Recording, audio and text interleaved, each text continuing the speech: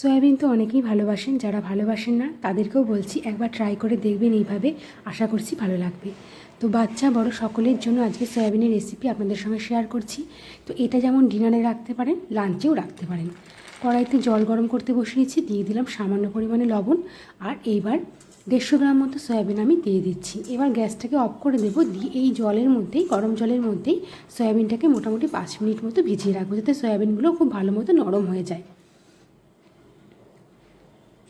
তো সয়াবিনগুলো দেখুন কতটা ফুলে গেছে। এবার কিন্তু খুব ভালো করে জল পাল্টে পাল্টে ধুয়ে নিতে হবে। সয়াবিনে কিন্তু খুব একটা বাজে গন্ধ বেরোয়, সেই গন্ধটা চলে যাওয়ার জন্যই খুব ভালো করে ধুয়ে নিতে হবে। ধুয়ে নেওয়ার পর সবকটা সয়াবিন থেকে আমি জল চিপে চিপে বার করে দিচ্ছি।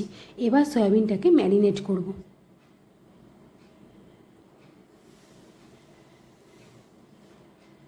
সয়াবিনের মধ্যে দিয়ে দিয়েছি একটা ডিম। এবার দিয়ে দিচ্ছি বেশ খানিকটা পরিমাণে গোলমরিচের গুঁড়ো।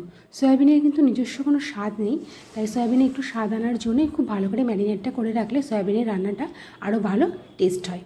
তো দিয়ে দিলাম হলুদ, আর সামান্য পরিমাণে লবণ দিচ্ছি, কারণ লবণ কিন্তু সেদ্ধ করার সময় একটু দিয়েছিলাম। আর দিয়ে দিলাম সর্ষের তেল, তার সাথে দিয়ে দিয়েছি বেসন। এবার খুব ভালো করে হাত দিয়ে সয়াবিনটাকে ম্যারিনেট করবেন, কোনোভাবেই এতটুকু জল দেবেন না, একদম শুকনো শুকনো ম্যারিনেট করতে হবে। এবার প্রথমেই সর্ষের তেলের মধ্যে আমি লবণ আর হলুদ দিয়ে আলুগুলোকে একটু ফ্রাই করে নিচ্ছি লাল লাল করে। ততক্ষণে একটা আমি মশলা রেডি করব। মিক্সি জারের মধ্যে নিয়ে নিচ্ছি বেশ খানিকটা পরিমাণে রসুন। এবার এর মধ্যে দিয়ে দেবো 4-5টা কাঁচা লঙ্কা, আদা। তো যে যেমন ঝাল খাবেন সেই পরিমাণে লঙ্কাটা দেবেন। এবার দিয়ে দিচ্ছি একটা বড় সাইজের টমেটো, আর দিয়ে দেবো 2টো পেঁয়াজ, মাঝারি সাইজে 2টো পেঁয়াজ। এবার খুব ভালো করে এটাকে মিহি একটা পেস্ট বানিয়ে নেব। এদিকে দেখুন আলুগুলো লাল লাল করে ভাজা হয়ে গেছে। এবার আলুগুলোকে সব একে একে আমি তুলে রাখছি। এবার এই তেলের মধ্যেই সয়াবিন যেটাকে ম্যারিনেট করে রেখেছিলাম সেটাকে আমি ভেজে নিচ্ছি। সব সয়াবিন আমি একসাথেই ভেজে নেব।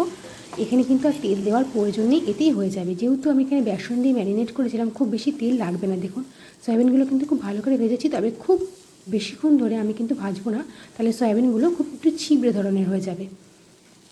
তেলের মধ্যে হালকা করে একটু নেড়ে চেড়ে নিয়েছি। এবার কড়াইতে দিয়ে দিয়েছি সয়াবিন অয়েল, আপনারা সর্ষের তেলও দিতে পারেন। এর মধ্যে দিয়ে দিলাম গরম মশলা, আর দিয়েছি একটা ছোটো সাইজের পেঁয়াজ। পেঁয়াজটাকে কুচি করে ভেজে নিচ্ছি, তাহলে বেশ ফ্লেভারটা না খুব ভালো আসবে। এবার এর মধ্যে মিক্সিতে যে পেস্ট করে রেখেছিলাম মশলাটা, সেটা দিয়ে দিচ্ছি। খুব ভালো করে পেঁয়াজ আর পেস্ট ভালো করে আমি মিশিয়ে নিচ্ছি। এবার এর মধ্যে দিয়ে দেবো পরিমাণ মতো লবণ, হলুদ, কাশ্মীরি রেড চিলি পাউডার, সামান্য পরিমাণে চিনি। এবার সব কিছু একসাথে মেশানোর আগে একটু জল দিচ্ছি, যাতে মশলাটা পুড়ে না যায়। এবার কিন্তু খুব ভালো করে মশলাটাকে কষাতে হবে। সব কিছু একসাথে মিশিয়ে নেওয়ার পর এর মধ্যে আমি সয়াবিন আর আলু যেটা ভেজে রেখেছিলাম সেটাও আমি দিয়ে দেবো।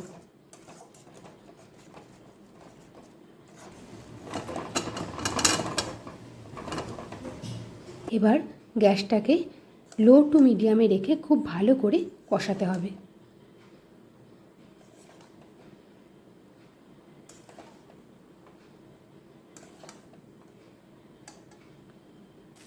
দেখুন মোটামুটি 3 থেকে 4 মিনিট কিন্তু আমি খুব ভালো করে কষিয়ে নিয়েছি একদম। এবার জল দিয়ে দেব।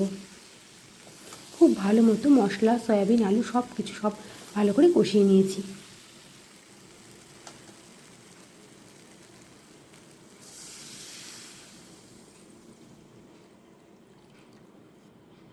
জলটা আমি একটু বেশি পরিমাণেই রেখেছি, তার কারণ এটা একটু ফুটবে, আলুটা সেদ্ধ হবে, আর সয়াবিনে তো ঝোল টানবে, আলুতেও কিন্তু ঝোল টেনে নেবে, তাই একটু জলটা বেশি পরিমাণেই রেখেছি আমি।